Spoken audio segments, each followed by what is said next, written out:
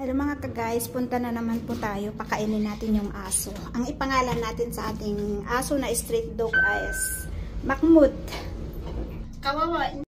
Hello mga ka-guys, ayan yung pagkain ng ating aso doon. Yung street dog kasi doon, kawawa, walang nagpapakain, kaya pakainin natin. Hindi tayo may... Ayun, dito na po tayo guys. Tawagan natin. Andyan yung nabili kong pagkain niya, nilagay ko dito. Mahmoud! Mahmoud! Mahmoud! Oh.